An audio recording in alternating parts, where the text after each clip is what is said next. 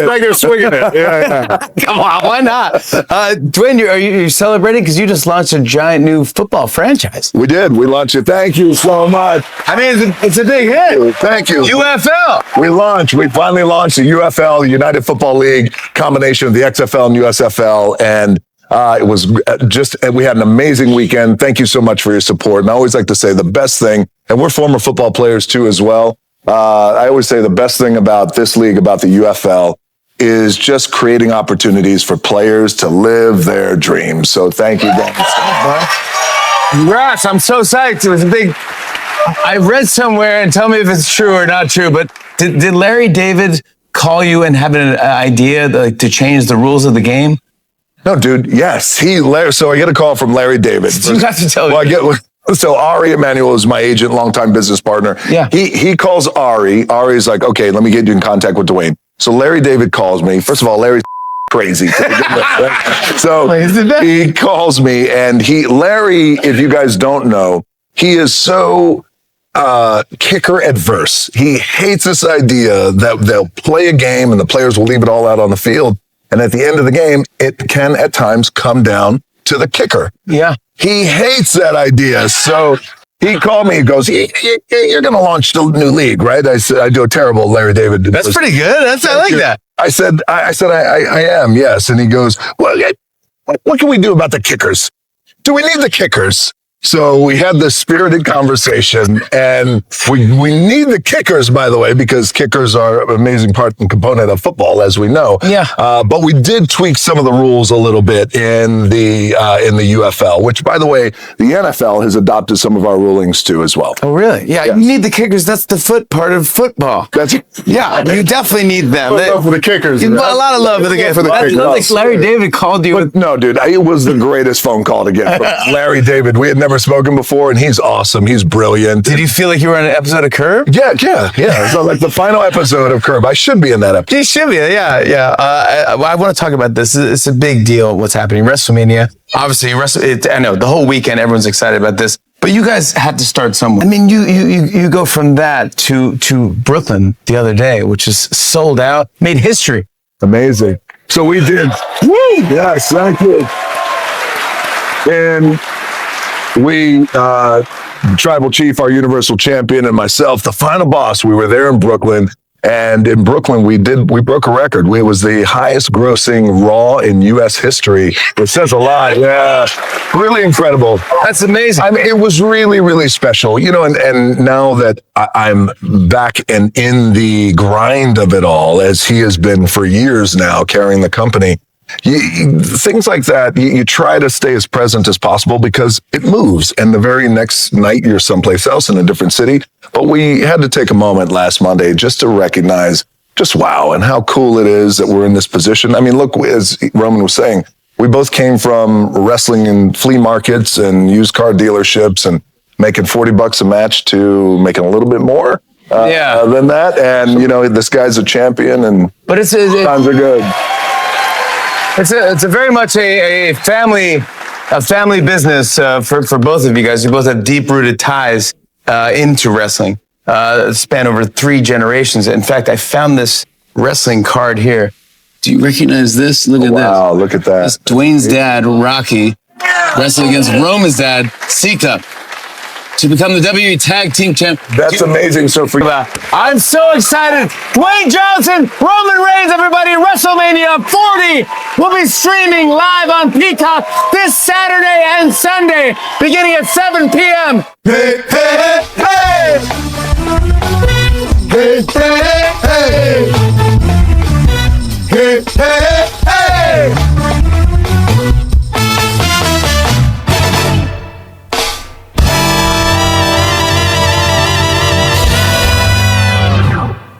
Raised its altitude somehow to a whole nother level, and now it appears as if we are on the hunt back to the top of said mountain. What does tomorrow look like for Roman Reigns? Obviously, I don't know this Vision crew. You know, I don't like what they got going on. Okay, they're already talking about being a team in there and beating the hell out of everybody. What is the plan tomorrow? I know you're smarter than everybody. Are we winning this thing? And should we be confident in saying our tribal chief is back? I didn't come all the way out here for nothing. Yeah. You know what I mean? This is from Miami, this is a long travel day. So, yeah, I mean, I haven't been able to pull this off. The good old days, weren't they? Not too long ago, Roman. Those are good old days, weren't they? It was a good time, man, but we can't rest on the past. I mean, literally, you know what I mean? When you have a hell of a run like that, I could just sit and rest on my laurels and just let the devil continue to create a shadow, a mountain so big they'll never get out of my shadow. I want to make it tough for them because they're privileged children. You know, your children are going to be the same way. So we have to create obstacles. We have to create this adversity for them, and why not do it through my success? You know what I mean? Yeah, goat talk real quick. Yeah, just say, this is what's happening in this family. This is what's possible, okay? In this bloodline. That's right. This is the opportunity. You're going to have to work your ass off for it. Speaking of, we just showed some clips of you walking out there. Hey, Oos. Hey, how do we feel right now? Where are we at? What weight wise? Because we've seen a couple different. We've seen powerhouse, and then we've seen like shredded, a little quicker, still powerhouse. But you know what Roman is entering the Rumble tomorrow. Well, that's good. We're always strong, no matter. That's just genetics. Right. That, and that's from a lot of work. That's compounded time in the gym. So we're always strong. But yeah, we can always come in a little tighter. It just depends. This is the Royal Rumble. You know, the objective of the game is to not get thrown out. So you want to have a good low center of gravity. You got to be able to squat down and hold on to that rope if need be. But it's the same for me, Wreck everybody and leave. The jet's going to be fired up, ready to get me up out of here. But yeah, I mean, I've been working. We're coming off of winter break, you know what I mean? Oktoberfest, right into holiday season. Yeah. So, you know, we've been grinding it out, but I'm a human, you know what I mean? Football season's tough. But we'll look all right. We'll look all right. But going into Mania, that's the beauty of this, is we have so much time to Mania. So we're just going to cruise right in and be comfortable. Okay. Where are you right now? Is that room, gym? I assume you just live in the place where you're just only going to get greater all the time. I assume hyperbaric chambers right over yonder. I assume, you know, we got a couple. You must have heard. We got all that down here. Yeah, they got it set up. The gym here is special. They got cold sub. They got infrared sauna. They got Normatex and red light. You're missing it, man. Yeah. Riyadh's not messing around this time. But yeah, I've already been to the gym twice today. I'm going to go back later to try to grind it out before I go to bed to wear myself down. But yeah, that's what it is. We're on 3 days now, full camp type mode, you know what I mean, getting ready. So we'll bring in a solid package tomorrow night, you know, a winning package, but then that Mania is going to get ridiculous. What time is it over there right now? What is the time difference? It's tribal chief time. Baby, come on now. Nah, it's almost 9. It's AP time, black ceramic. That's what time it is. Obviously, keep living. Okay, we found out via a random FaceTime the other day about an entrant in Royal Rumble. Go ahead, Con Man. Yeah, my tribal chief, I acknowledge as always. But yeah, Brock Lesnar being in the Rumble, that was news to us, news to you perhaps. Is there any plans with Brock that you have? Is there possibly a you and Brock together kind of take out the vision, take out the wise man's boys after he kind of threw you guys aside, you threw him aside? And of course, the tribal thief, I hate this guy because of what he's doing in the, you know, word puns he's doing. Do you guys have specific plans, or do you have a specific plan with Lesnar in the Rumble tomorrow? I'm still caught up on the fact that Brock knows how to work FaceTime. I mean, you know what I mean? That's like a hello. You know what I mean? Like, I'm just, that's tripping me. I didn't even know he had a phone. I figured, you know what I mean? Like, I thought it was like old school. You had to call the farm, and then like the farm hand would come, and then he would go to the like lead farm guy, and then, you know what I mean? Like, so I'm surprised he even works the phone. But no, there's no way I can work with Brock. I mean, he's one of my greatest rivals. I can't trust that guy. He was literally just competing with all the Vision boys and all them. And I mean, talk about a group who just say it. Talk about the name. They don't know what they're doing. They don't know where they're going. They can't see clearly at all. Vision's probably that's a Seth Rollins where they probably need to have a rebranding right now. But there's a lot of young talent there. And they're physically impressive. Even Logan, you know what I mean? For someone who wasn't a professional athlete or, a D1 guy, he's a hell of an athlete. He was popping me though he was just flexing. On the show. Yeah, unbelievable. Me too. He would see himself. He was just flexing it up, man. I was like, what's going on here? Yeah, he was feeling it. But he's a hell of a personality. Bronson Reed, he's confused. He should already be acknowledging the trade. He should just bow down to Caesar is what he should do and align properly. He's confused, but sometimes that happens. Tsunami, and sir? Then Breaker.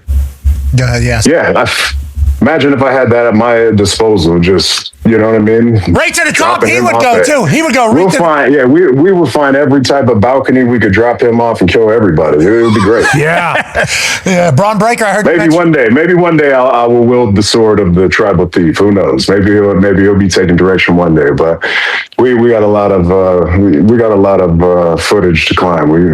We're not there yet. You were mentioning Braun Breaker before I stopped you there, and I apologize for that because the dogs are barking in Riyadh. We were watching this morning at the pre-show where Michael Cole hosted out there. Dogs are barking in Riyadh. Braun Breaker, Paul Heyman has said, going to be WrestleMania, I believe, next year, year after that, year after that, year after that, year after that. This is, I was lucky to be there at the beginning of the entire ride, and I saw he's explosive. I mean, his spear. Yeah. Oh, his spear. Cuts people in half. Oh my God, his spear! They're saying maybe best spear in the history of. Who's saying that? I didn't say it. I'm just telling you what people are saying. I didn't say this. That's a lie. I didn't say this.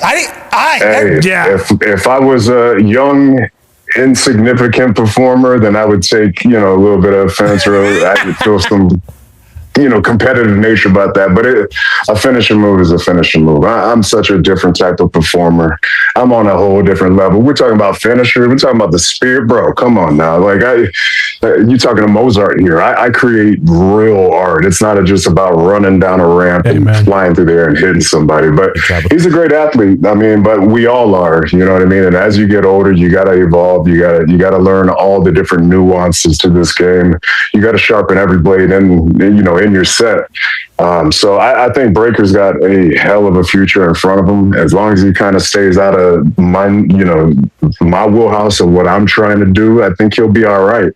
But he's still got a long ways to go. I'd love to see him not get nervous on ESPN and, get quiet on you, because I think there's a lot of personality there. What's your problem? Hey, it takes time, bro. I agree. I can't. I got to get back, man. I got to fight back. We can't just let these kids are calling us old and shit. You know what I mean? So I got to, we got to come back. Don't get nervous on national television, son. You know what I mean? That was awesome. Yes, that's so compliment. Not even national. This is global. This is Pat McAfee. You can't. You know what I mean? You're in Saudi Arabia right now. This is pretty crazy to us. This is a pretty crazy situation that's taking place, and we're obviously very grateful for our tribal chief making time for us. Hell yeah. Every time you're on our show, you're electrifying. You're awesome, and there's a reason why. There's a Mount Rushmore 4. There's a Mount Rushmore 4. And then there's a mountain that's being built, on the other side, all by its damn self. And on that note, Ty has a question for you for tomorrow. Yeah, Roman, I would agree with Connor. I just real quick would like to acknowledge my tribal chief as well, if everyone here wants to do it. Sir. Thank you. I'm just curious. You said, okay, so there is some good talent in the WWE right now, but do you kind of just notice hey, you know what? I think it's time. I got to come back this weekend, make everyone kiss the ring, and kind of acknowledge that, hey, the Vision, that's the cool new thing. Seth Rollins is on. He's doing the car wash on every single channel on TV right now. I've seen him 50,000 times over the last 3 days. But is it nice everyone just grasping on the relevancy, right? Well, please see me. And it's the same thing, because we kind of had the same conversation when we were in Vegas last year for WrestleMania. But do you kind of just pick and choose and let people know, okay, hey, you guys can kind of do your thing, but when I come back, when the big dog comes back into town, this is my show, and it will always be my show? I think, there's always a mindset of that, but to be completely honest and transparent here, 2 years ago, it all changed around, and what I've been doing out there hasn't exactly been the same of what I've done before. And the way I look at it is, I'm a generous tribal chief. I give the people plenty of time. These young talent, they say we hog all the TV time. You know what I mean? They'll complain about one thing, and then I leave an opening. I give them plenty of space to create, whatever type of superstardom they want. Get over, kids. Yeah. Get over. You know what I mean? And we're 2 years here now. And we haven't advanced. We haven't evolved. You know what I mean? We have great leadership, and Nick Khan, God bless him, what a businessman. He's a genius. But we have to be able to keep up with that creatively. And that's why people like me, people who are striving to be the very best, the greatest, the GOATs, the MJs, I just can't sit around and see mediocrity. Not when I set it up for everybody to just slam it home.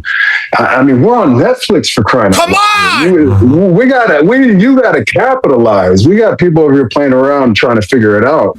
And I got the formula. I know how to cook it up. You know what I mean? So it's been a tough couple of years for me, but at the same time, when you come off such a hell of a run, you gotta kind of just pump the brakes for a second. I got 5 children at home. I wear, we all wear those 2 important hats, being a husband and a father. You got to be able to, click. And I've been on the road for a long time. So I needed to be able to pull back a little bit, but I'm fully capable. I'm only 40 years old.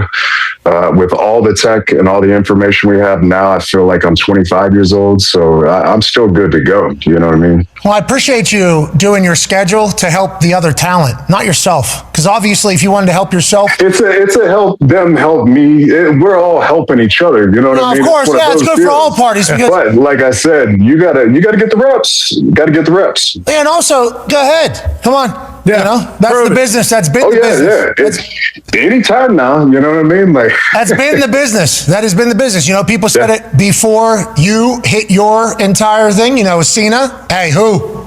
And then before that, it was obviously Rock or Austin. Yeah, Rock, Austin. One of them, and before that, it was, Hall and that, whatever. And then before that, it was, so it feels like that has always been this business, and I want to let you know the fact that you just dropped the whole I'm 40 and I still got a lot of time left. That's good news for the business. Yes, it is. Hey, that's good news for the business, Roman. And I like what I'm hearing out of you.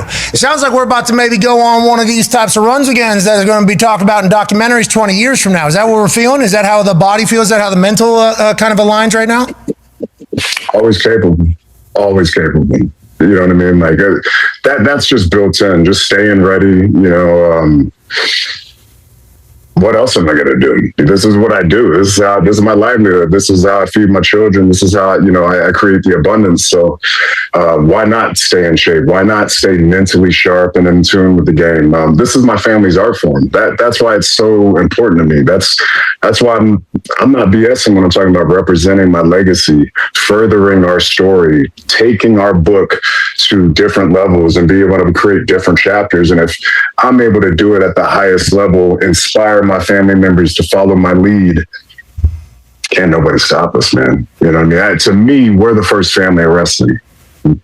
Nobody else can't touch us. Okay, so Young Rock, I think, exposed that even more so. When I watch Young Rock, which obviously they hinted out with you and Dwayne potentially in future WrestleMania, you guys are wrestling in a living room and about to get after it, and they pause, and The Rock's character looks and goes, "That's for WrestleMania, kid." Basically said that. It was like a tease, we're going to get it, we're going to go get it. But what I learned through that, and then obviously every other documentary, and then when you guys were doing the Bloodline angle, and they put that tree up there, why do you think the Usos have been such a great professional wrestling kind of group of people? Like, why do you think it is kind of in your guys' blood, like actually? Because if you look at the history of the entire industry, Usos throughout all of it, it feels like that is kind of why is that? Do we know the exact beginnings of it all or how we got there? I'm going to tell you right now. Yeah, I'm going to learn you right now.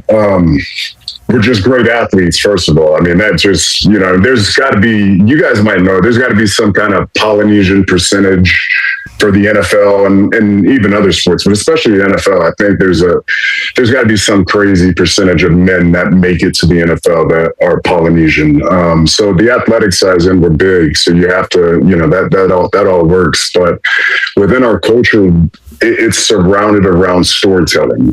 When you grow up on an island, you know what I mean? There's not that much to do. So you have to be able to entertain each other. You have to be able to tell stories. And that's how all, like, you know, indigenous cultures, you know, people, ancient people, that's how you keep the information, is these stories and these myths. And you can't be up there in front of the fire, like, blowing it with a boring story. You got to be able to, you know what I mean? You got to be able to spin it. You got to be able to tell that story and be an orator. And we actually have them. You have high chiefs, you have Matais and speaking chiefs within our culture. So it's built in. So I just think it's a perfect recipe of the genetics that God has given us, you know, as Islanders and Polynesian Samoans, and then just our history and our culture and the customs of our people, and being on the islands and just having that communal, you know, gathering and just sharing these stories about our history and our ancestors.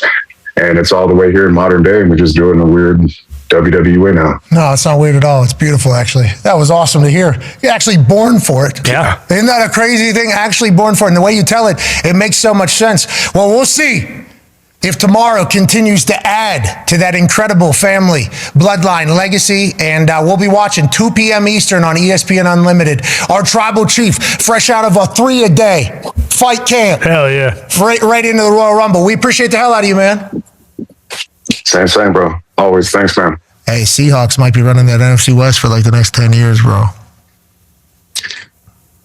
When you're the dynasty, when you're one of the dynasties, you know what I mean? We gotta share the wealth. And what happened? We were down for like 2 years, and we were back in 5.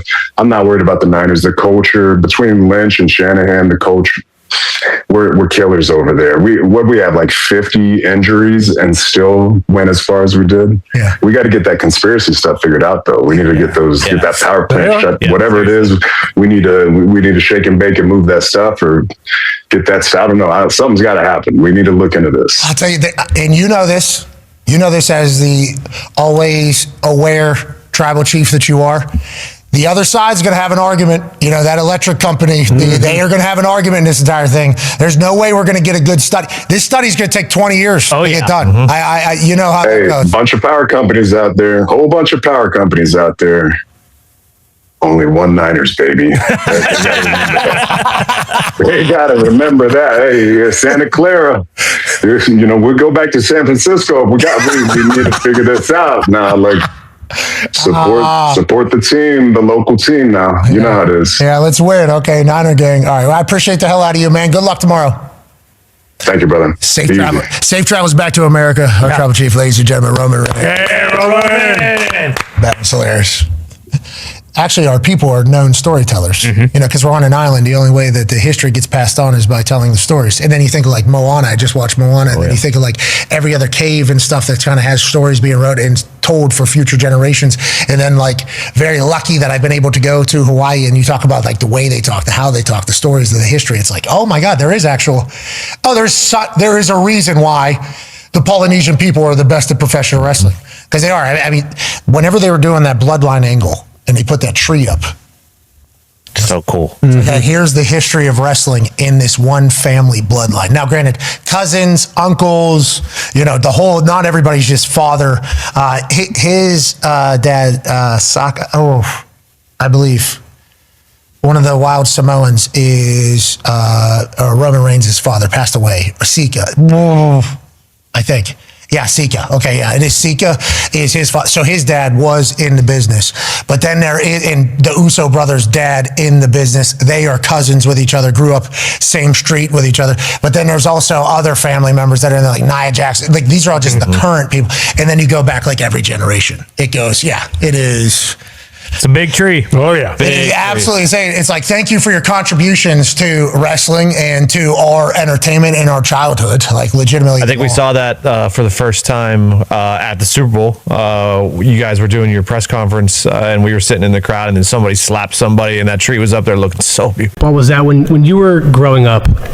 Was that what you thought your profession would be? Well, it was kind of like maybe 3 or 4 different. So it was like wrestling from like the day I was born all the way to like 7. But yeah, it was like from 1 to 7 was just wrestling. We were coming up with different tag teams, triples, quads, everything, and then once I got into football, probably about 2 or 3 years into it, I was pretty all in. And then once I got into high school and it became a reality that I was going to play college football, that's what I knew I had to do. And it was mainly, I think the wrestling side of our family motivated me even more to get away from it, to kind of build my own name, to start my own story. And it just did not work out that way. And whenever you played at Georgia Tech, right? I did. Can I ask you one question though before that? So having 3 sisters growing up, I could see you wanting to kind of get away and be around some guys.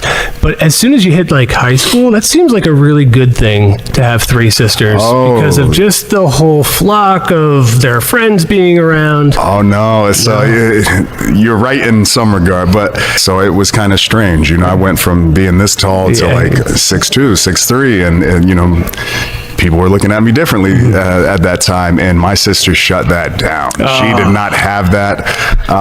But I will say, I learned how to be a man from a woman.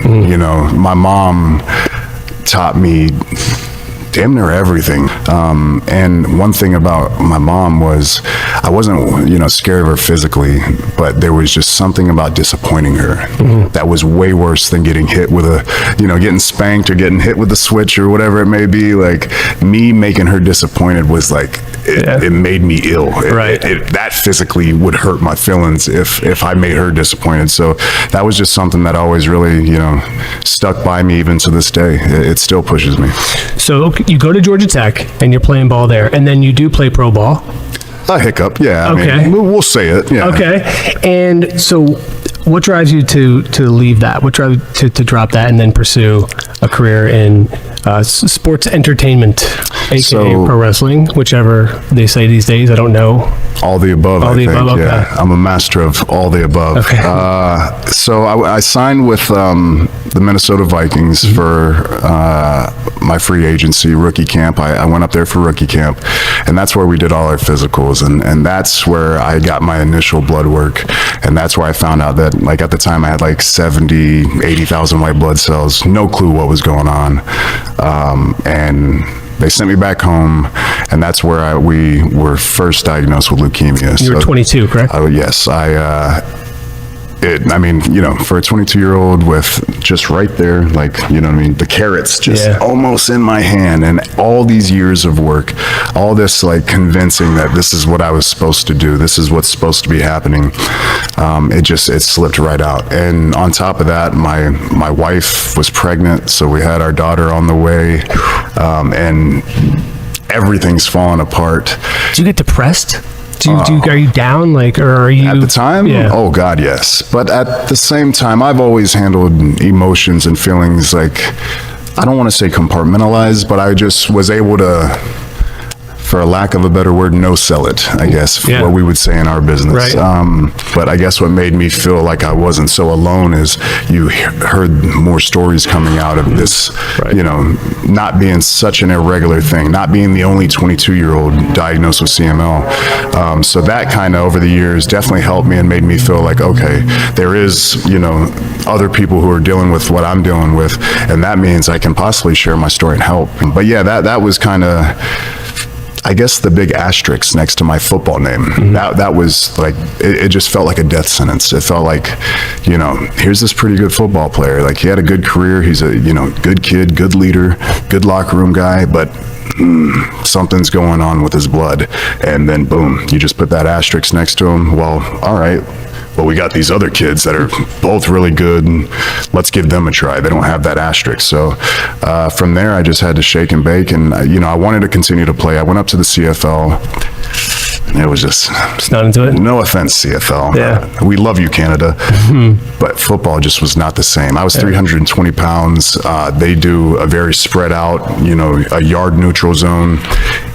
Pretty much I was like 40 pounds too heavy to play in that league. If I would have been my college self, I would have tore that place apart. I would have been all over quarterbacks all day long, but I was built to play the run at that point. I was getting ready for American football, and we run the ball first. Right.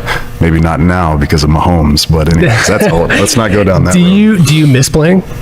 I think now that I'm in a very secure place with my career, I can honestly say, yeah, I do miss the game. I miss the idea of beating that guy in front of me or these two guys in front of me consistently, like that. Right. That competition, that pure competition of right before the play, like I'm sick and tired of this guy, but I'm going to beat you. Then we're going to take a break. Then I'm going to line back up and I'm going to beat your ass again. I miss that. I miss like that domination feel, like where you're just so in the zone. Yeah. The only thing I can compare to it is when you can vibe with the crowd. Like that is, and it's not really the same, but it's that same control to where it's everything's working for you. Right. There's the weird like comparison within pure competition sport, and then there's also like a realm of that within entertainment and sports entertainment. I don't know. It's a weird crossover. But you have 3 kids, right? 3 with 2 in the oven. Yeah. Okay. So I'm looking to be Papa Bear 5. Wow. Okay. Breaking news. We have really shared that. Do you, if any of them wanted to play football, would you have a problem with it because of the high risk of injury? It's probably best that they don't play too early. I played since I was 7. I remember moments that would not fly nowadays. I remember moments where, whoa, smack you on the butt, get back in there, let's do it again. Great job. And it was a great play, but it stunned me, and then they throw me back in. So I think there's different scenarios that where we can take care of our kids. This doesn't just go for my children, for all kids. As they get older and they become more coachable, you can really explain the different techniques of hitting and how to protect yourself and how to make those judgment calls of like, nah, coach, I'm not good. I need to pop out, like send in Sammy real quick because I need to go to the sideline.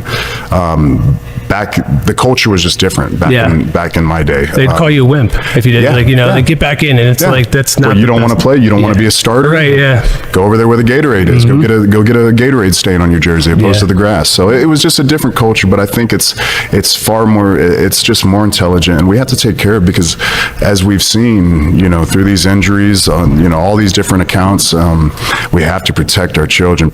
I want to support my kids. Right. I want them to be active. I want them to have discipline. I want them to be able to focus on something. And I think the best way to do that is within competition, within sports.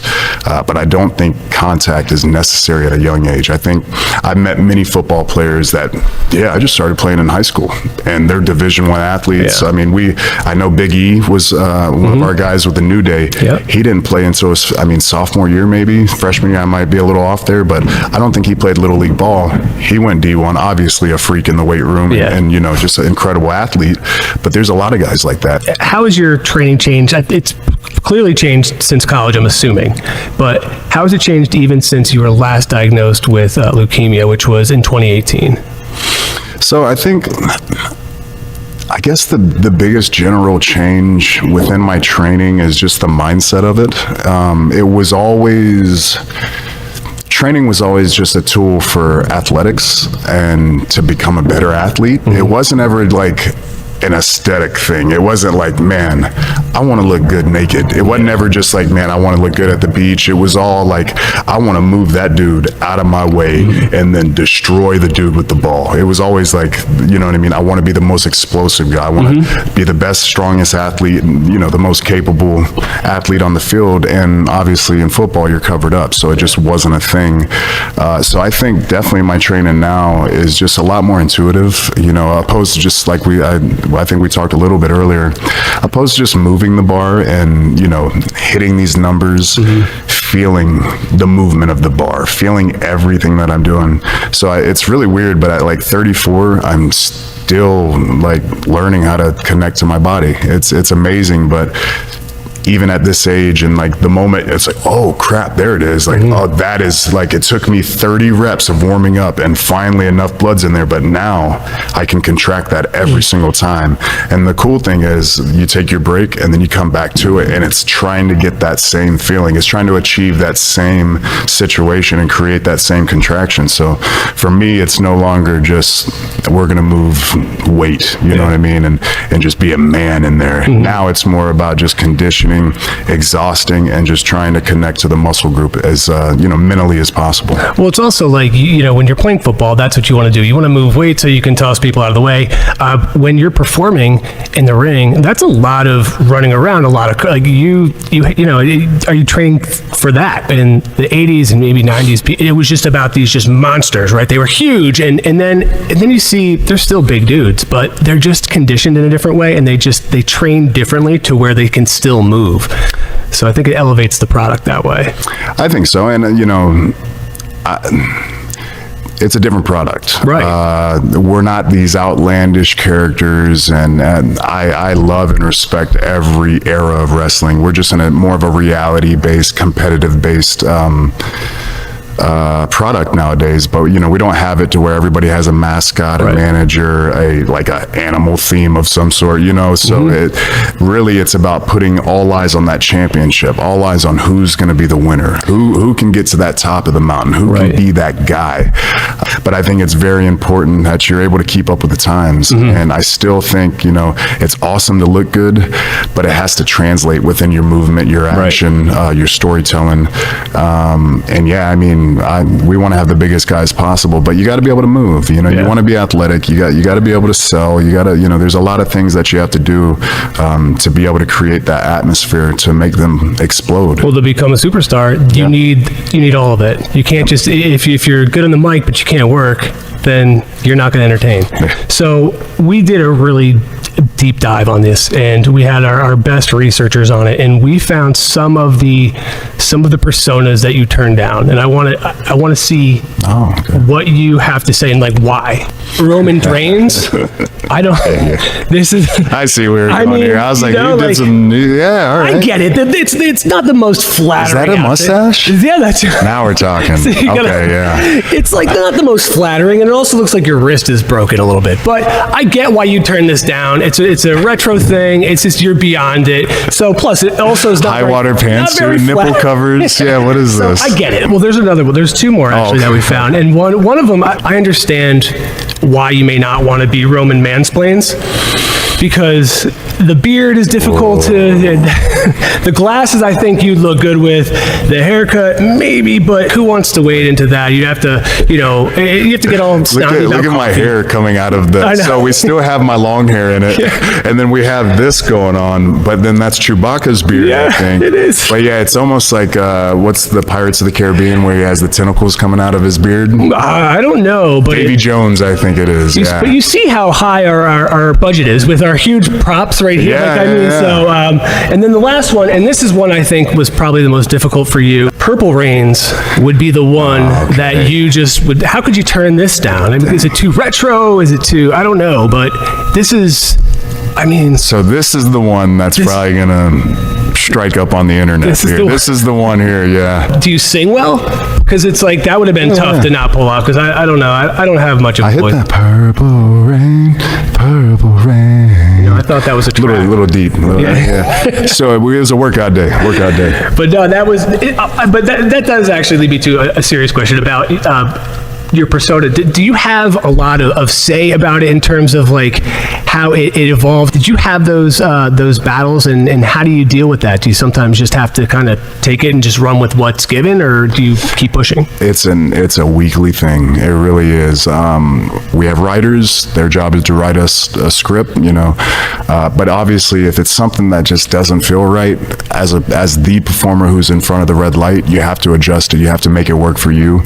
But I think every situation's differently. As a young performer who is trying to build that equity with Vince and all the above, everybody that's kind of in that gorilla position watching and critiquing everything you're doing, I think you have to earn the keys to the car. So unless you just know I'm going to go out there and just murder it, can't nobody tell me anything different, which is a huge gamble because it is live television. But if you got it, I say go for it, do your thing. But my approach was to earn it every single week, consistently show them that I know what I'm doing. I can handle anything you throw at me, but I don't suggest that you just come in and do your own thing on your own from the get-go, because in a weird light, this is the biggest team process I've ever been a part of. And like I said, this isn't one of those deals like football where we're competing and the man's next to me on the same side. I've never been in a business where someone lays down for me. Like, dude, you're winning tonight, brother. Right. And I'm going to make you, you know what I mean? Like that's a different type of relationship. That's a different type of respect. And that's just a different type of, work relationship. Now, WrestleMania 36 is in Tampa on April 5th. Do you remember your first WrestleMania, and do you still, do you get nervous before all events, and specifically that one because it is the biggest show of the year for WWE? Yeah, our first one was in New York. I believe it was 29. Oddly enough, though, the most nervous I think I've ever been was the 6-man we did. Was it the next year? We did New Orleans. We had a 6-man in New Orleans against the New Age Outlaws and Kane. I don't know how that did. Yeah. I'd have to go back and watch the film how they teamed up. But yeah, that was like a 5-6 minute match. I mean, the fastest match of all time. Is that why you were nervous? I was so nervous for that. I don't even know why. I have no clue why I was so nervous. I literally just had to blow a comeback. Just get in there and clothesline some, like 3 different variations of clothesline, and then like just get back to my 2 moves. But like I was so nervous up in the concourse, wetting up. We literally had a longer entrance than the match. And I was terrified. I have no clue why. Yeah. Then I think the following year I was in the main event against Brock. You're fine. Chilling. Smooth. Nothing. No. I think the thing with that was I knew it was just going to be real physical. Yeah. And I was like, I got physical. That's what you've been doing. Yeah, we can bang. Yeah. You know what I'm saying? If he wants a hit, we'll hit. We'll go in there and smash. I don't care. And so after you guys go out there and beat the shit out of each other, and you both know you gave it everything you had, and the match is awesome. Is it like awesome work? Are you be like nice work, or is there just a little bit of animosity? Like, yeah, you tagged me a little hard on that one, bro. Or I think it's all situational. Right. When you're with Brock, it's always a little different because it's Brock. Yeah. But when you're in a main event scenario, it's all love. Hit me. You know what I mean? Do you recall any situation where somebody was just, you're going in there and you're or maybe you were the person that did it, but it was just accidental, but a preventable accident? Yeah. Not on this level. I think, especially everybody that I work with, everybody's so elite, you know what I mean? Even down to just the timing. Like there's one point in FCW, I was working with another wrestler. He was a veteran guy, and he had been around, and he was fine, but the timing of it, it was just something where I was turning around and he was just going to hit me with a clothesline. Very simple. Like he rolled me up and I kicked out and I just working up and I'm going to hit him, but he gets me. And for whatever reason, the timing just was not on point and my toe was in. And when I went down, I popped my meniscus, because my toe was tucked into the canvas. And it was just one of those little things. So it can be as minute as that and you get hurt. It's always the simple things, but I think on this level, for the most part, everybody's just so good that we don't usually have to worry about it. Things happen, and I mean, it's not always perfect, but I've been very lucky to where no one's really got me. I think like maybe the worst is sometimes like if someone's getting you from behind, right, and if you're just not ready or tight, you know what I mean? When you get hit in the back of the neck, it's not, I mean, no matter what, it's not that safe. So. And I'm saying, like I know. I have no idea what it's like. I appreciate it. I mean, I'm like, oh yeah, dude, totally. But it's like, I don't know what it's like, but I can assume it doesn't feel any better as time goes on. So. No, it doesn't. But that's why this is so important. Right. Like that's why the weight room, the maintenance, I mean, just being able to get into a gym, warming your body up, because we've all done it before. How many times have you tried to just kind of get into the workout and then boom, stiffen up, like, oh God, my back, where did that not come from? But is that tough for you when you're on the road going to these gyms? Because people know WWE is in town, and it seems like it might be a hassle. I know that they're fans and they support you and everybody else that's on the roster, but man, that must be tough when all you want to do is get that workout in and get it going, and hundreds of people are showing up. It's the best problem in the world, right? But even though it's a good one, it can be a problem. I think the hardest part with the gym especially is it's great. The excitement to see us, that's what we signed up for. That's what we're looking to do, is to create that buzz, but it's also work. So that's the only thing that's kind of tough and can be annoying, is if you see us in there and we're mid-set, just let it be. Yeah. Like, let it ride, and most likely we're going to get you right at, as soon as we're done and we're walking out, let's do it. But like, if I'm in it, if you just let me, because I got to focus. Like, if I don't, I get distracted. I start talking, and then just falls apart. It's all, it's done, man. When I go in, I need an hour and a half to just really set my mind to what I'm trying to do, get it done, and then I'm all yours after that. And I completely get it. If I can, I'll try to knock it out for you real quick. If not, it's only because I'm just so in it, and I just can't. I know, but you're also not perfect. You know what I mean? Like, and that's the other thing. It's like, oh, well, he was a dick. Well, it's like, you may have caught him at the wrong time, or maybe you were rude.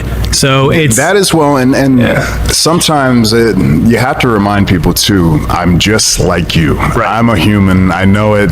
Yeah, you're just twice as big. I just have I'm having a bad day today. Yeah. You know what I mean? And like, I'm just trying to fix it in my brain, and I'm not there yet. One thing I want to talk about is your affiliation with LLS, the Leukemia Lymphoma Society.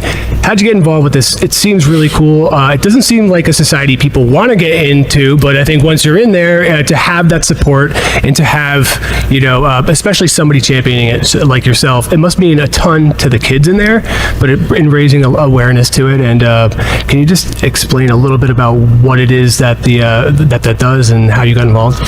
So when I was going, when I took my leave of absence, and I was going through my recovery, there were a bunch of little kids from the Dallas Children's Hospital, and then also from Pittsburgh as well, that I had met just before I had left, and we had just started working with them, and it was pretty much, I forget the exact name for it, but it was a cool little thing where we're allowing them to become superstars. They would create their superstar, their persona, cool. And then we would set up a stage in the hospital lobby, and they would have entrances, and they would just do their thing. They'd have music. It was really cool. Really, and it would give them a little bit of time to distract themselves, create that little bit of escapism, so they're not worried about, their next chemo, right. Whatever therapy they're going through. And so we started to really look at, like, who would be a good person, what would be a good foundation, a good organization to work with. And there were just so many good ones, but it was just LLS that really stood out, and just diving in and researching them, and just how much money they've actually raised. And that was the cool thing, is like, they've literally raised billions, like 1.3. My numbers are a little bit off, but like, just so much money put towards research, but nobody knows. Nobody knew. They didn't have, commercials pushing them.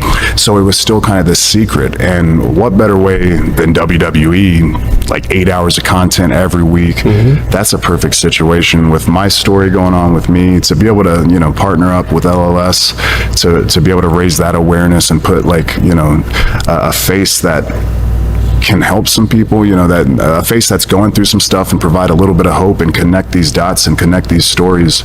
I just thought this was a perfect situation. LLS has just been incredible to work with. It was very flattering to be able to team up and work with the Children's Initiative, because that's a huge thing right now is, grown-ups like myself, we have, I think, over 40 different medications to choose from now. There's a lot of different breakthroughs going into blood cancers, but I think there's only 1 or 2 for children, because the disease reacts and mutates differently within a child's blood, and then with the medication and everything, and not only just helping them within now, helping them thrive in their future, giving them a medication that's not going to, it makes them well, but it also breaks them down. So we have to put a lot of research into creating these new medications to kind of benefit and be specialized towards children and our youth, because otherwise, it's important that we save as many lives as possible, but if we're not saving our future, what are we focusing on here, Yeah, and I know WWE has a history of working with charitable organizations. I know they do a lot with Make-A-Wish, and it's something that doesn't get mentioned enough, and I think it does say a lot about just the talent that really does want to go out and make a difference. It's one thing to entertain people, to have them cheer for you or boo for you or whatever it is that you want, but to really make that impact it's just really cool. WWE is so big the recognition's just, it's there. You know, we're on TV every single week, and if you do it right and you stay consistent, you're on TV every single week. That's all I need. I mean, that in its own right is such a blessing. And I mean, to be healthy, to be able to do what I love, to be active, to be able to make an impact like through my athleticism and stuff like that, and people to like dive into the creation of the story is great. But to be able to really connect and help people, that is far more fulfilling. To help someone that's struggling with like a real factor in their life, I think it's important that, you know, when you've received that type of support and that type of love, you got to pay it forward. Yep. Quick left turn, because I don't want to keep you too long. I got to talk about acting. You were in Hobbs and Shaw. Is that something you want to continue to do? And if so, like, do you have the perfect role in mind, like that you would want? It was definitely a great experience, an awesome learning experience. It was nice I didn't fall down either. You know, nobody bumped me, picked me up and threw me down. No body slams or nothing like that. So that was really impressive. And then also just to be able to see like everybody come together and create this shot. It was very similar to what we do in a different way, but to see that teamwork, like I talked about earlier, like everyone coming together to make it perfect. Like Dwayne, he was saying it, everyone on this set, everyone around is here to make you look better, here to make the shot perfect, here to make the biggest star possible, to tell the best story and create the best product possible. So there's something very, very addicting to that situation. Yeah. I feel like it would be tough because you're a big dude, and it's like you don't want to get pigeonholed as being like the menacing bouncer. You know what I mean? So do you right out of the gate take a role that's the opposite? Are you like the babysitter at like like? So you see that a lot. I don't know. I mean, I guess this is more into the strategy and the business of it, and I guess let's just. Hey, don't break the table, obviously. I just break shit. Sorry, man.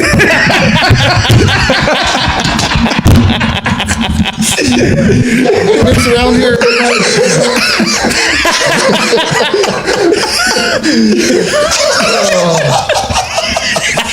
What do you make? You make like $50 million.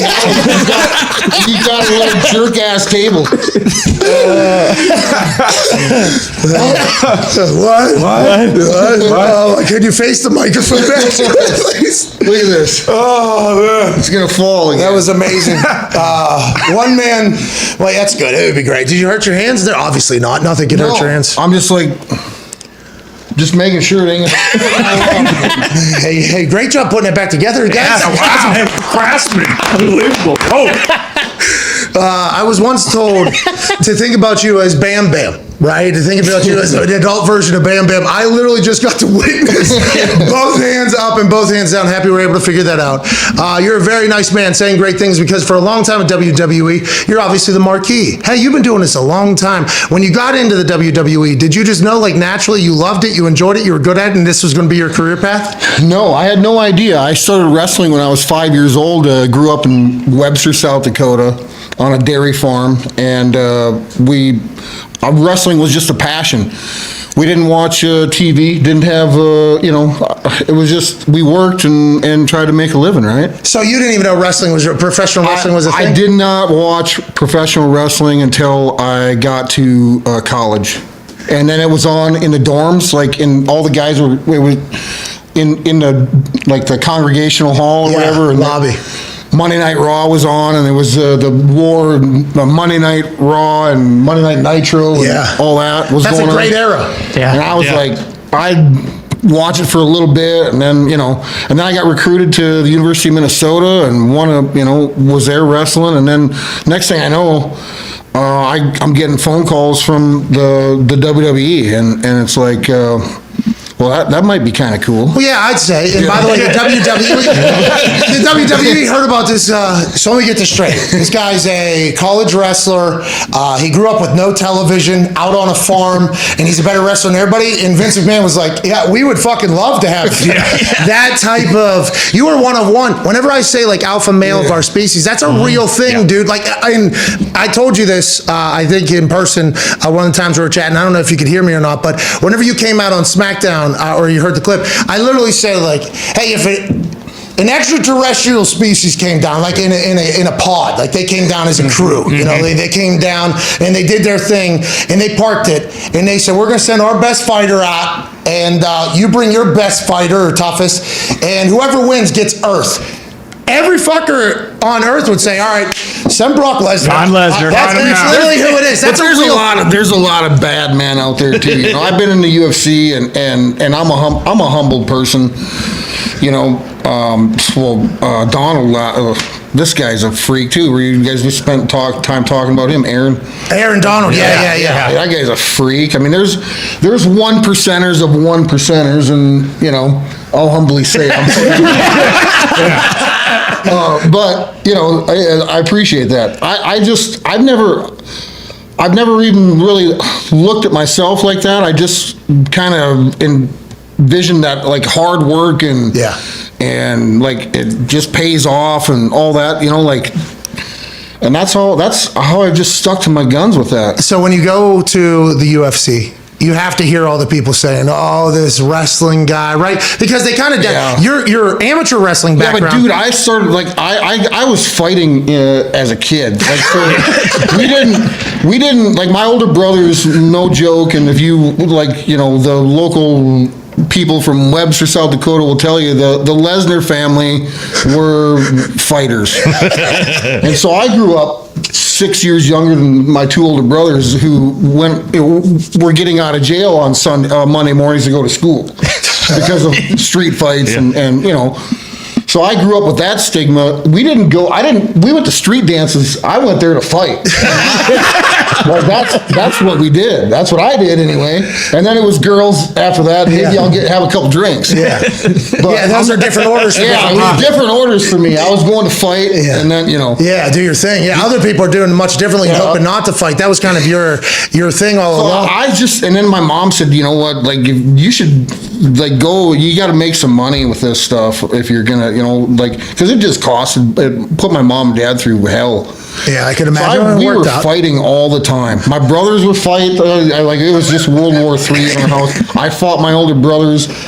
You know, put them through the kitchen tables when I finally grew up and then, you know, had enough of their shit. Like, What year? How old were you? I'm probably 18. Oh, when it all happened. Yeah, when, you know, so, I put my brother through the china cabinet and, you know, and then my mom and dad just probably cracked a beer like, this needed to happen.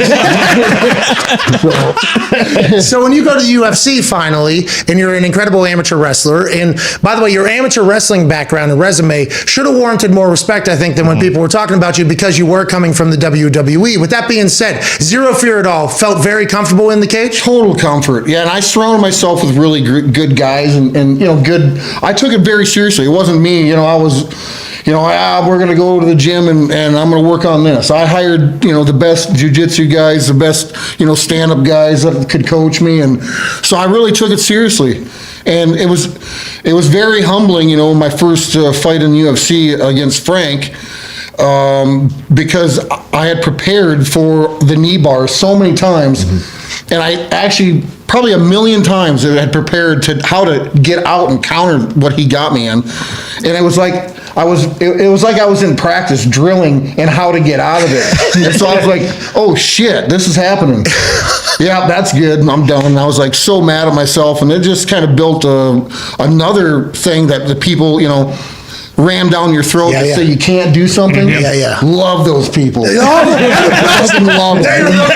Yeah. So I get goosebumps for that. So I'm like, well, all right. And then Dana was like, I had a 1-fight deal. And I was like, please just give me another shot at this. So then boom. And then it just took off. I fought, you know, Heath Herring, and then I got Randy Couture and won the belt. And then cut that promo on the beer, What? What? You're not paying me enough? Fuck off. What? That was amazing. Go ahead, AJ. AJ's on the stream. I don't know if you can hear me or not, Brock. Obviously a big fan. What's it like dealing with Dana White? You might have to relay that to him. No, keep the cowboy hat's so cool. Just pull. Yeah, you don't need to take it off. How about this? Okay. Can you hear him? What? You hear me, Brock? What? Now you look awesome. Are you there? What? You got me? Gotcha. He's got me. Hey, what's it like dealing with Dana White? What's your relationship like with him? I guess from back then up until now, you guys close? Yeah, Dana's all right. I mean, he's paid. I've got a lot of money from him. You know, you made a lot of money for him. Yeah, probably. Yeah, I probably should have got paid more. Maybe. Well, that's a big conversation around the UFC. Whenever you do business outside the WWE, and everybody calls Dana basically a spitting image of Vince, just in a different fight game. Do you agree with that? I don't know. I really can't compare the two guys. They're just so. I mean, honestly, my relationship with Vince is so different than it is with Dana over the years. Vince and I have had a love-hate relationship for, the last 20 years, but it's been good. We got a lot of water under the bridge. I have a lot of respect for both men.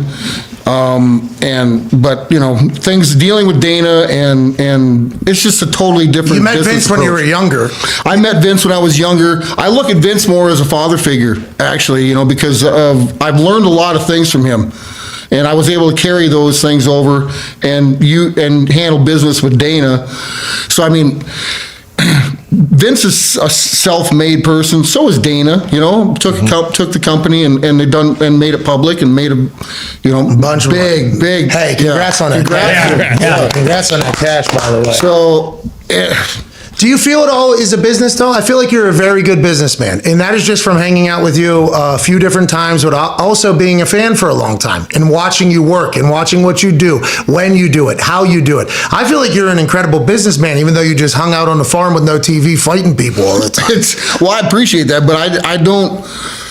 I just handle things, I think, old school, and I don't spend my money foolishly, I don't think.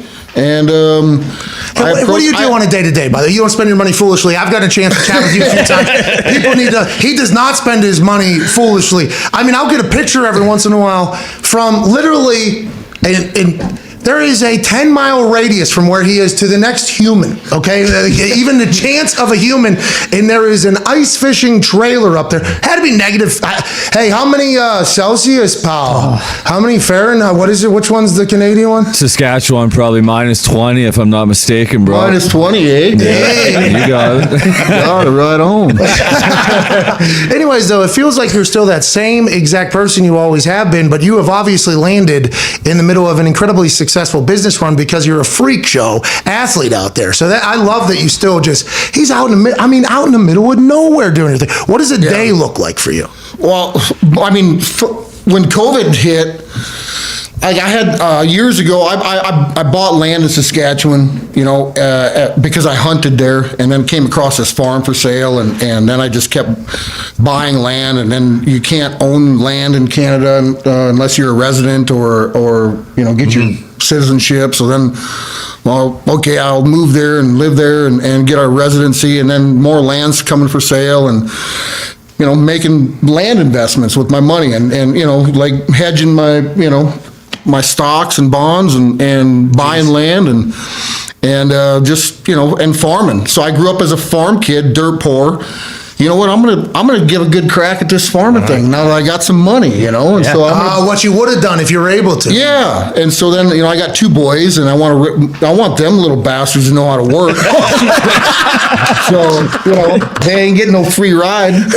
So get out there and fucking start picking some stones.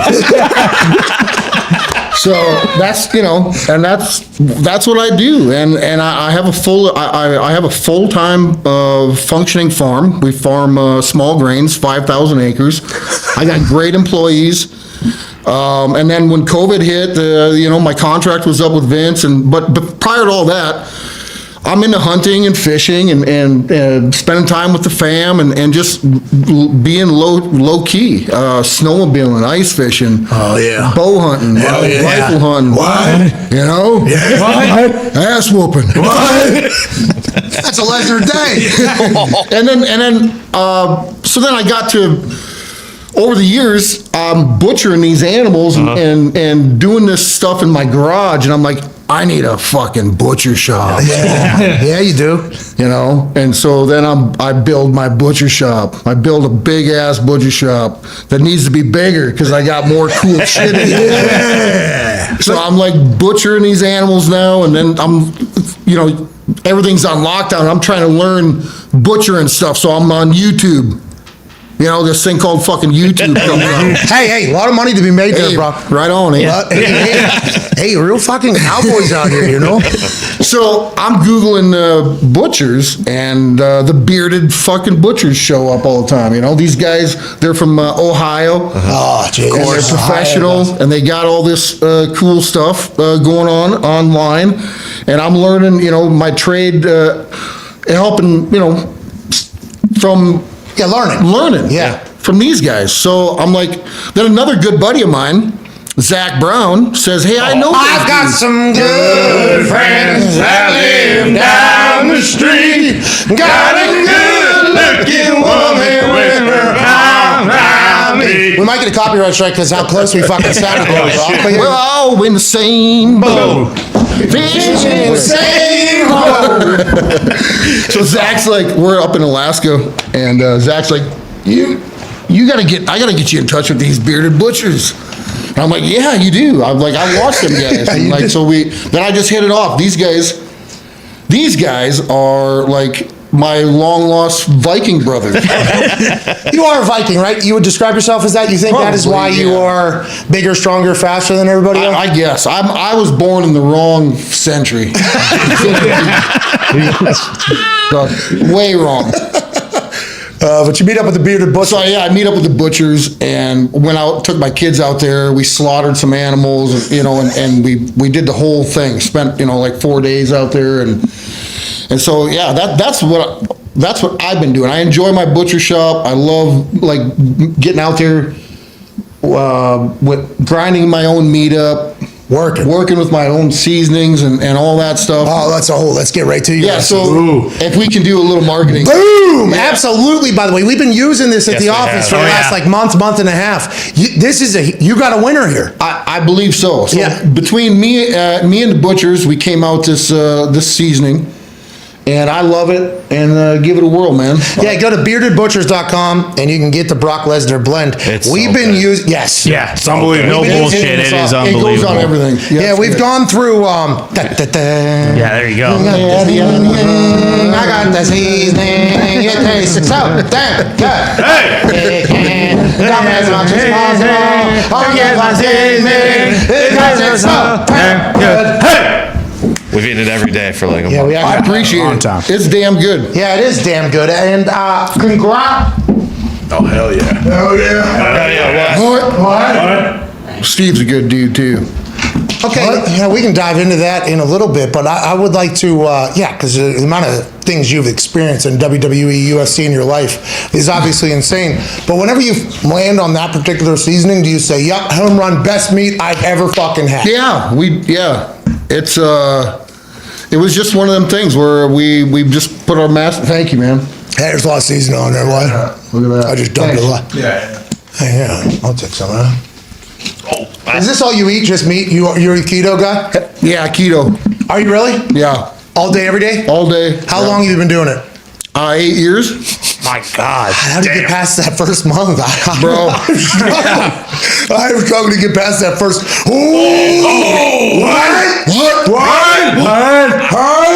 What? Jesus. Hell yeah. Hey, what's, I guess, well, you told me, but Rock was 52-inch chest, obviously, talking about him. Is that all he is? He's better than that. That's what he said. That was Really? couple years ago. Come on, Dwayne. Oh, come on. No, my suit coat is 54 or 56. Jesus. When you walked by at SummerSlam, it was my first time seeing you in person. In human. Yeah, like human to human. I was first time ever seeing you. I just said, Jesus Christ, look how vast that thing is. Yeah. You literally, like, your body is just naturally built to be as physically imposing as possible, I feel like. Because it's like that goddamn, what's that snake that goes up? Cobra. It's a cobra. Your body is literally built naturally like a cobra. And then you throw on top of it that you have like a 40-inch vertical and you run fast and you're incredibly tough. It's just, you were literally, I appreciate it. You were crafted to be, I think, a fighter. I'm happy you fell into like what you love for a living. I think you, right? It was pure luck. And I owe all, like, a lot to my high school wrestling coach and little kids wrestling coach. You know, it takes a village to raise a good child and bring things up, and good parenting. Mm-hmm. But if you can find coaches out there and people that give a shit about you, and you're a good kid, and you respond well, and you listen, and you learn from your mistakes, and I think that's what I've been able to do. I've had really good mentors in my life. It's called old school, but it feels like it just makes the most common sense. Go ahead, AJ. Brock, how satisfying was it for you to slam Wee Man through that table? So, like, that was not staged at all. Like, I flew into town, and before the Royal Rumble. Yeah, St. Louis. And I got a private room, and I come walking through the restaurant at the hotel, and I'm like, I just scurry through people. Like, I just want to get. Hey, it's awesome to watch, by the way. You know, get in and get, and then go hide in my hole and eat my steak. Just leave me alone. Listen to your music. Yep. Absolutely awesome. So I'm like, my buddy goes, the Jackass crew's out there. And I'm like, really? We walked by him. Yeah, okay. Then all of a sudden, I sent the waiter out, sent a nice bottle of wine to. Oh, gentlemen, hey, nice guy. Hey, it's good business. Good business. Hey, yo, hey. So then, next thing I know, Knoxville comes into the back room, breaks my fucking door down. Like, actually? Yeah, broke my door. The door on the private room. And I'm like, okay, well. So I come walking out, and then I guess in the midst of all this, they were setting themselves on fire out in the restaurant. In the restaurant. Jesus. I didn't know that at the time. So I just I'm like, I'm going home, gonna go to bed.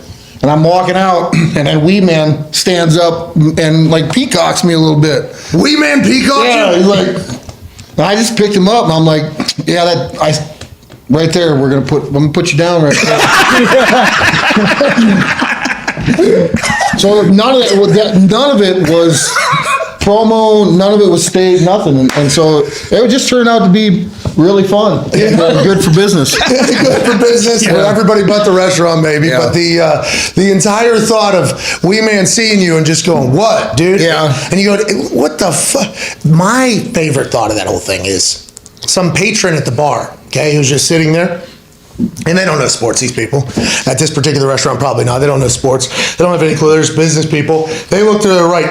The biggest white they have ever seen walks out from behind. They're going to explain to everyone. It was like a Viking man showed up. Literally out of a movie, the biggest man we've ever seen. He walks over to this crew that had been lighting themselves on fire, and he picks up one of the smallest whites we've ever seen, throws him through the table, and then what, you just walked out of there? I'm like, I'm out. Because I wasn't sure if they were going to call the cops or what. Smart. I just threw cash out. I'm like, I'll take care of the table. Stage left. Peace. Oh, that is amazing. All right, we got to get to a break. There'll be more with Brock Lesnar on the other side of the break. We're going to eat some of this steak. Hell yeah. Hey, beardedbutchers.com. I'm not sure we know if is there a discount going on right now? Yeah, right now it's promo code Brock at 10% off your whole entire order. Here we go. There we go. Thanks, guys. Hey, no problem at all. Go to beardedbutchers.com. It is delicious. Yeah. And by the way, I like buying people shit that I like as a human. Yes. You've been a good dude to me. Very good dude to me. And I've been a big fan for a long time. We'll be back with Brock on the other side. Maybe your phone calls and everything like that. This is the Pat McAfee Show. See you in 4. Welcome back to the Pat McAfee Show here. What a season it was, huh? Oh, yeah. Unbelievable. We won some, we lost some, and we gave a lot of shit away because we appreciate everybody that watches and listens so damn much. That's true. And we're going to continue these giveaways, and we want to let you know if you've won, you probably know that it isn't easy for old CFO Phil to get all these giveaways done with restrictions on cash giveaways across all different platforms. It is a fucking nightmare, to be honest. Right. Giving money away is actually much more complicated and difficult than you could ever imagine. What? There's restrictions. What? And protocols. What? And limits. What? In our bank. What? Not like your bank. What? So our bank What? can't make it happen. What? There's PayPal. What? That stinks. What? Then there is a brand new giveaway sponsor and partner that should expedite everything quickly so we can do more giveaways in a much more efficient fashion. Ladies and gentlemen, Cash App is now the official giveaway partner for the Pat. Thank you, Cash App. Thank you, Cash App is the easiest way to send, spend, and save your money. If you aren't on Cash App yet, which you probably are, but if you're not, you need to get on there. That's where we're going to be doing all of our giveaways, I think for the next year at least. Okay. Use code McAfee when you download the Cash App, and you can donate $15 or $10. We'll go to a charity of the show's choice. Oh, wow. We'll figure that out at a different time. Download in the App Store or Google Play Store today. You can buy pieces of stock with as little as $1. You diversify your portfolio, Brock. Just $1? As little as $1. Now half. Here a bit 5 now, 5 and a half. 10. Here a bit 10 now, 10. Here a bit 10 now, 10 and a half. Oh! What? So how many auctions did you have to go to for all the cows and shit growing up? Oh, that was the show, brutal. right? But, it was day out of school. So I'm like, yeah, let's go to the auction. Download the App Store today. You can buy Bitcoin one time, daily, weekly, monthly, with as little as $1. Now, it's going to take a while to get a good return on that money, but you can get into the game with $1. Hey, AJ. What is that? Bucket. This is a bucket of Brock Lesnar seasoning. Boom. By the bucket load. I watched those dudes. I watched the Bearded Butchers on YouTube. I saw one episode when Brock popped up because that one had many millions of views compared to some others. But those guys are huge, actually. Okay, so let's talk about what he just said. Needle mover. You have to know it. Everything, like you coming on the show, you are blessing us with this show. Hail Mary, full of grace, may the Lord be with you. And also with you. And also with you. I thought you were going to continue. Oh, yeah. First I could. Yeah, first hour, you did the whole thing. No, but you really are. Father who art in heaven, hallowed be thy name. Thy kingdom come, thy will be done on earth as it is in heaven. Give us this day our daily bread. I'm a believer. I'm a believer. But you are you a believer in knowing that everywhere you go, everything you do is going to be watched? Yeah, actually, Roman Reigns is wearing my shirt. The needle mover. Yeah, the needle mover. No, he moves shit too. Hey, what? Now that is something. Yeah. Because we asked Seth freaking Rollins, badass. Oh, yeah. Yeah. Look, he's a badass. Burn it down. And he's a fucking guy. He's so tough. Man. Yeah. Oh, yeah. Crazy. I actually asked him, I'm like, hey, you still have time to say, nah, I'm not stepping in there with Brock Lesnar. And he was like, what? And I was like, wow, this guy's crazy, dude. Nut job. But we asked him Mount Rushmore wrestling. And he said, is it draw or is it in-ring abilities? Now, he had two different groups of people in there. When you think about Mount Rushmore wrestling, you're on a lot of people's list. That has to be pretty fucking awesome. And who are the people you think you have a lot of respect for in the business? You don't have to give them Mount Rushmore, but in the business. Yeah, but I don't really care or give a shit. I'm serious. I don't. Like, I don't give a fuck if I'm in the Hall of Fame or not. I've done what I did. I don't care. I don't care if I'm leaving a legacy behind. What I do care about is, I'm a good person, good dad, and all that, all that stuff. Like, that's important to me. Mount Rushmore of wrestling. I don't think you have to give one, but in your eyes. I don't really.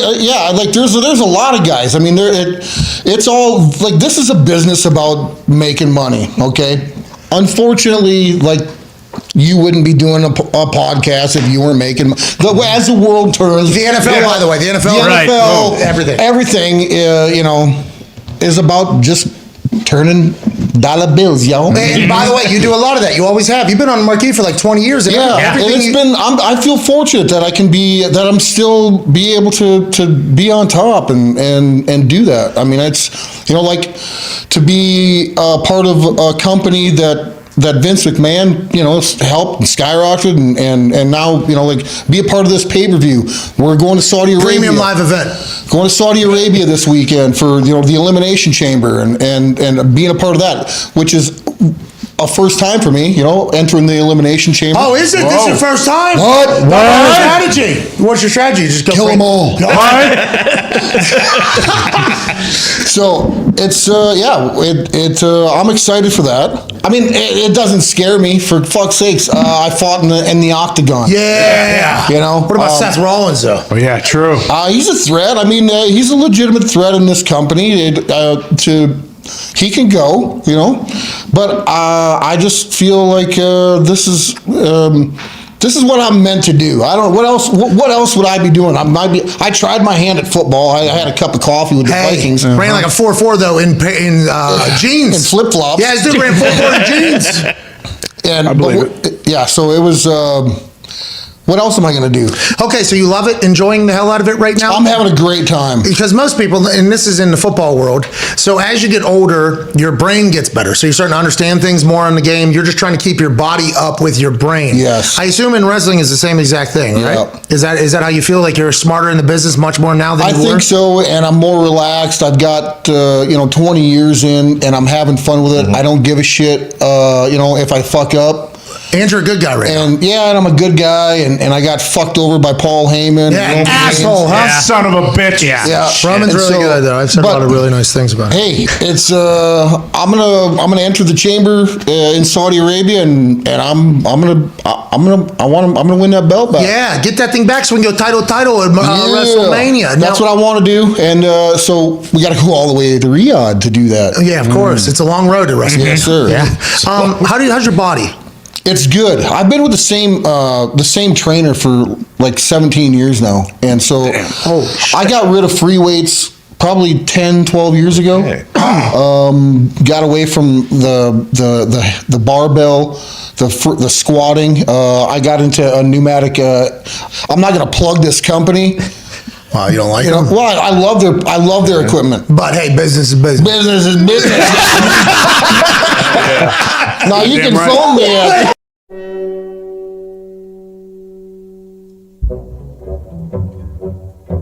Awesome. Go ahead, AJ. I think I know the company you may be speaking about. They do good stuff, but you mentioned your body obviously feeling good. How long do you think you could see yourself potentially wrestling? As long as them dollar bills come Have you thought about that, though? Because the end of people's career is obviously one that's speculated, talked about, and especially in wrestling, that's something that's going to be talked about. You look better than ever right now, though. I don't have to do this, okay? Like I've been really wise, and I'm doing it because I want to, and I'm not gloating. Like I've been really good with my money. 25 years of success. Yeah. So it hasn't always been that way though. I learned from a lot of people. I was almost bankrupt my first run. I just signed a big deal with Vince. A big deal. Like back then, 20 years ago, we're talking, hey, a lot of guaranteed money. And then I'm like, 6 months later, I'm like, yeah, go screw yourself, Vince. He was a little chap. I get it now. Made an investment here.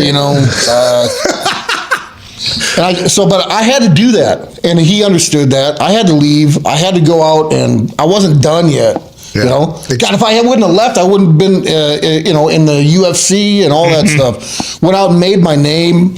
I paved my own road, so I came back and established this is what I want. This is how I'm going to do it, and I'm very fortunate that. You jumped over. I think your first match back was against Roman. I believe it was in Saudi, right? Your first match, right? Oh, man. Yeah, you jumped over him. Anyways, I saw you jump up over him, and I was like very interested to see. I'm like, what's Brock going to look like? What's he going to do? You look better and are performing better than you ever had. Do you agree with that sentiment, or am I wrong in thinking right now? Yes. Yeah, I feel good. I'm dialed my nutrition in. Yeah, you get older, you get wiser, you get smarter. Yeah, and as long as your body can, I feel great. I'll be 45 in July. Oh, damn. Nursing more of those. Chicago runway. You're awesome. Go ahead, Ty. Brock, how big of a change in the mindset is it if you're going into headline like a UFC event as opposed to headlining WrestleMania, or is there not any different mindset? I'm going in. I don't. I've always approached it very professionally and very. I still get butterflies. I still enjoy it. I enjoy the shit out of it, and. It's a different game, entering the octagon, and I'm telling you, you got to be half batshit crazy. Not half, by the way. Probably 75%. You do when that when you could go through. I built or had ordered an octagon so I didn't have the first jitters of getting in an octagon. I'm like, Dana, I want an octagon. I'm like, boom, ship an octagon. So I can fight in it and practice in it, But then you're in front of 20,000 people, and then they shut the door, and it's like, okay, here we go. It's gladiator. This is the century you were supposed to be born in. Yeah. And I think that's why everybody enjoyed watching you go over there, and you did so damn well. Now, when you make the transition back to WWE, is there any hesitancy? Do you feel better about Brock Lesnar in WWE after you win? I'm having a good time now, and I'm really, I want to just portray and just have a really good time and show a different side, which I'm doing right now. And the Cowboy, you've been on the show, but you get a free cowboy hat from Saskatchewan when you buy 10,000 acres. Okay. So I'm like, this is thanks to thanks Saskatchewan. Thank you. No, but Canada, our home and native land. That's all we got. That's all I got. That's all I got. We should get a hat too, maybe. That'll baby go. Yeah. But I've been. I'm not. I mean, I'm just.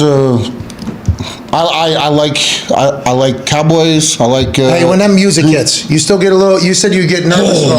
Hey, so every time you're expecting what? You don't know what to expect, or you know that people are going to go batshit crazy whenever it pops up. Yeah, I love it. There's nothing else like it. I mean, it is a good. It's addictive. But I still that part to me. I can still go out there. I just want to put on a good show. Yeah. Mm-hmm. And that was the same thing in the UFC. I want to go out there and perform and do some ass kicking.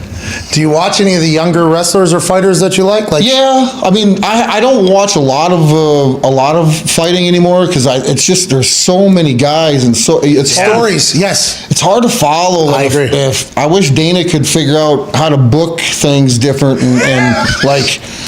Come on, man. Let's start getting behind some of these guys and maybe protect somebody for a while so that they can become a household name and you can cha-ching them. Yeah. I think Sugar Sean might be one of those guys. But I don't, but he's in the business of putting on super fights every week. And it's tough to do. And it's tough to stay on top. Yeah. How about wrestling? Any of the young people you like when you came back? Were you looking at the rosters? Did you know who was out there? Everybody, I've got to witness this, and I did it as well. As soon as upon seeing him, like, very nice to meet you, Mr. Lesnar. Literally, very nice to meet you, Mr. Lesnar.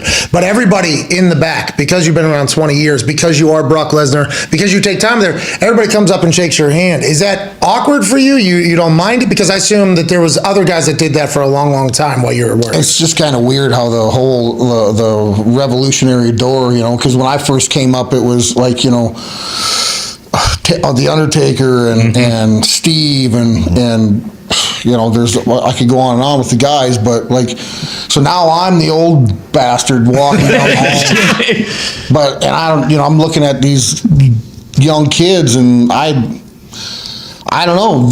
Somebody needs to step up, and everybody says that. What does that mean? You think that means you get over, figure out how to fucking put asses in seats, not worry about your next high spot. Figure out how the hell that I can be different.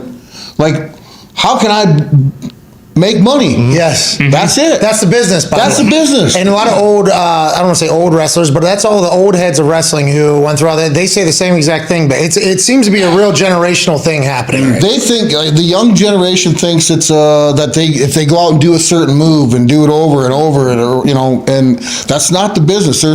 There's a good guy and a bad guy, Holyfield and Tyson, mega heavyweights, and I don't like that guy, and I like him. Pitting people against each other, storylines, and there's some, that's what was fun about me coming back this time was the storyline with Roman Reigns and being with Paul Heyman for 15 years, and now Paul's with Roman, and he fucked you over too. Yeah, big time. What's that all about? You know him a long time. Long time. That fucking guy. He ain't never been on the farm. That fucking guy. Not once. Look, he's flexing his muscles right now. Karma is a bitch. But yeah, the story with you and Roman is perfect because you are a good guy. Cowboy Brock. We're getting to learn actual Brock. I think. That's who I really am. I mean, I'm just,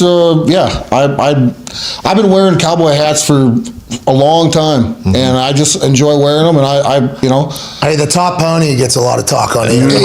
Hey, you love it. Dude, that was all just a joke for me. My kids were cutting my hair, and they're like, I bet you won't wear a ponytail. I'm like, I bet you I will. Well, I think the first picture of it was when you were at the Bearded Butcher. Yeah. I think that was, you hit the internet, and you were holding up a cow, I think. I think you were actually holding a cow like this, and you had a top hat on, and it was like, you were two other bearded men. It was like, where is Brock Lesnar right now?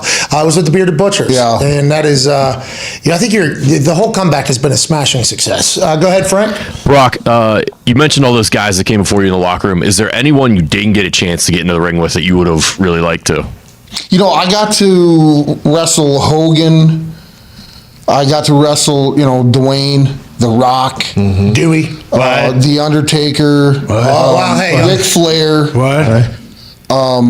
But I didn't get to wrestle Steve. And I was thinking about this actually today, because you and I had dinner and talking about Steve and whatnot and doing the whats and Brock having a Stone Cold Steve Austin impression was, that was plus 10,000. I had no idea. We're sitting down having a couple beers, a little meat or whatever. We're sitting there, and all of a sudden I was like, I actually said, "You want another beer?" What? And then he said, "Can I get a hell yeah?" What? And I was like, "Oh my god!" And then he said, "You what? What?" I mean, it was. Yeah, we had some good times. Absolutely. But Steve, you never wrestled. Steve, yeah, I didn't, and Steve, I understand from business aspect at the time, Steve left and, didn't want to work with me, and it was probably the right decision for him at the time. I don't hold a grudge against it at all. Oh, business is business. I got that right away. I had a lot of good mentors,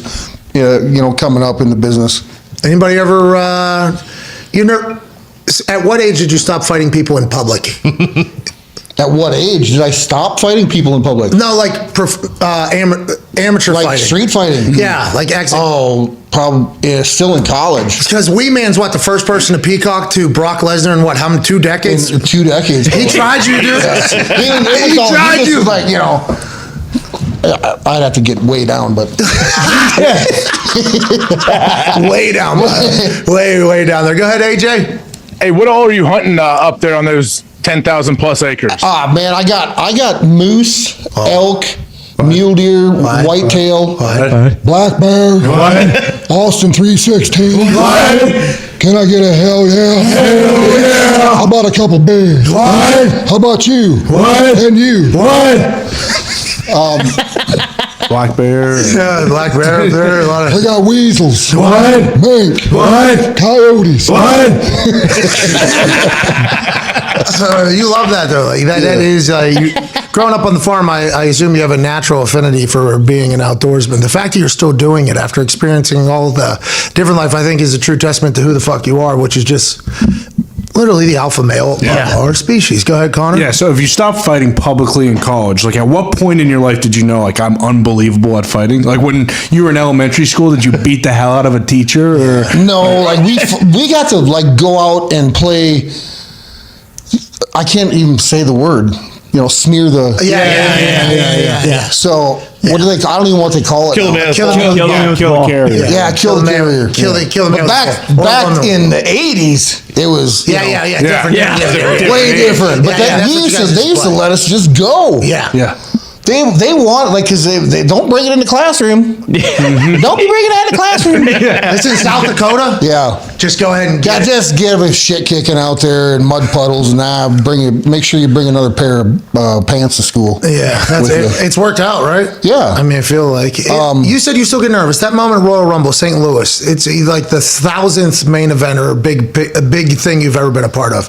Nothing to you. It's no worries because it seems like you would naturally not be a person that likes to perform in front of people, but then you get out there and you're fucking unmissable. You are the feature act. I have a total crash after being in front of audiences. I go hibernate in Saskatchewan, and I my downer is the anxiety from all that is takes me a few days to recover. How long has that been happening? Forever?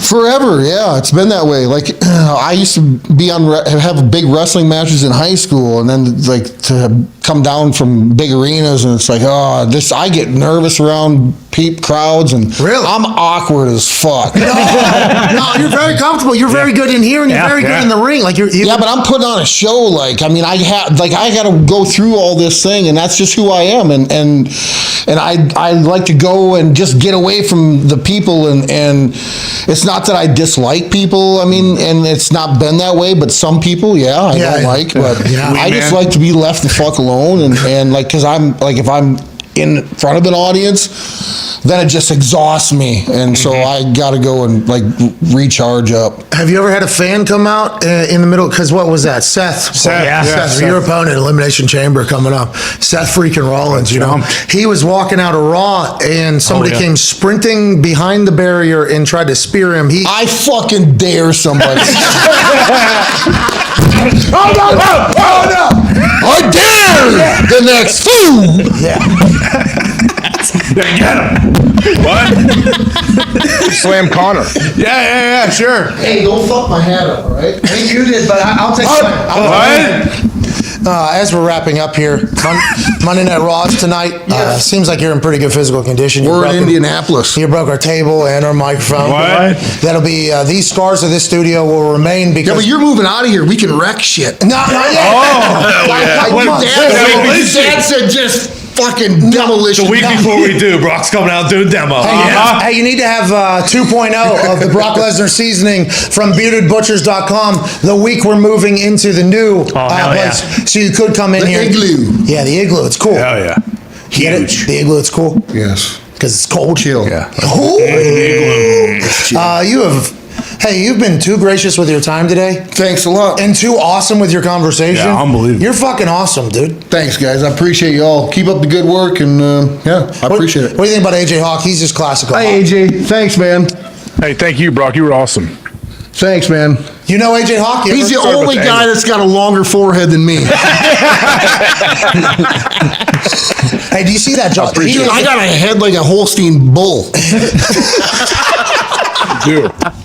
That's what AJ, by the way, AJ has a massive noggin as well. Yeah, home plate. And the first time I met you, I was like, I met Brock Lesnar. And he was like, because his head as well. You lug heads really enjoy that type of thing. Throwing it around a little bit. But first thing you said about Cam Hayward. Wow. Big fucking head on Dude's got a massive cranium. These hats are hard to come by. Like they don't make it for you can get a horse or you can get a mule, but it's hard to find a Holstein bull head. I agree.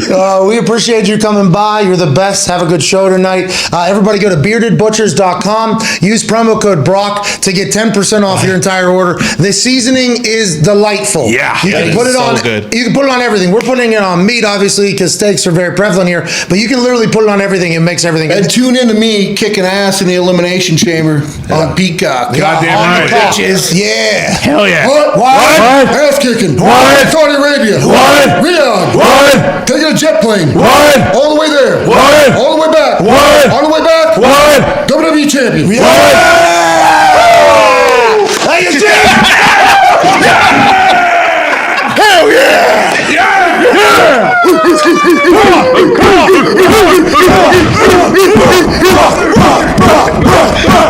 Guys destroyed our shit. We're never gonna get that down. They're in the rafters Foxy, can you please hang those headphones in the rafters? Brock Lesnar tossed. I mean, I don't know if you're gonna be able to see that. Unbelievable. Asbestos falling on my head. Can you see it? I don't even know if you can see it. Yeah, down. Camera started shaking when he slammed the door too. Right there. Is that them? Yeah. So. Hey, thanks, Brock. Thank you, Brock. Jeez, Wee Man got better than our studio did. Yeah. How about him walking out and Wee Man peacocking on him and him just going and picking him up and go, well, yeah, I'm gonna put you right here. Yeah. How you feel? Throwing the money down afterwards. That's the show, man. Overreaction Monday. 2 hours Super Bowl talk. 1 hour getting to know one of the greatest athletes ever exist, Brock Lesnar. He never does that, so I appreciate you. That's awesome. Thank you, Brock. Go to beardedbutchers.com and get yourself a bucket of the seasoning. Hell yeah. I'm telling you, you're going to need it. We powered through a couple bottles in the office. Dude, it does taste delicious, especially if you're trying to get a little healthy on the keto diet. This helps out with everything. They got a 5-gallon option, like the Dole sunflower seeds that coach would always sit on, put a bucket of baseballs in. It would be nice to be able to do that with the season. That's what you're going to need. Hour 3 is wrapping up here. We can't thank you enough. Big thanks to Brock. Thanks to you, AJ, for that big old brain of yours. Chris Mad Dog Russo's next. Cheers. Nailed it. No after hours, Foxy. No, yeah, sorry. What happened? Something? Oh, you had to move the camera back. Yeah, doing a lot back here. How about that, dude? How about everything that just happened? Yeah, that was incredible. He was awesome. He had fun. You could tell. Connor and Ty are covered in dust. Yeah, really? I told you there's asbestos everywhere, dude. I haven't even noticed. I'm still riding high. Table got thrown. Mic got thrown. Headphones are in the rafters. I mean, that's Brock Lesnar interview, baby. The table was 30 seconds into it. Bro, he took both hands and put it bang. Smashed. That was unreal. Listen, finally, a good businessman sponsored the tank top. Hell yeah. Smart. That's been sitting here for 2 years. I know. Who is that? That's Bearded Butchers, dude. BeardedButchers.com. Brock Lesnar season, bro. Have fucking Come on. Wake up, AJ. Get a clue. I have some of their. I probably knew about these guys way before you guys. I have some of these. I know about classic AJ. I never knew about the. I'm learning of the Brock Lesnar blend right now. I'll get some of that. Look at that.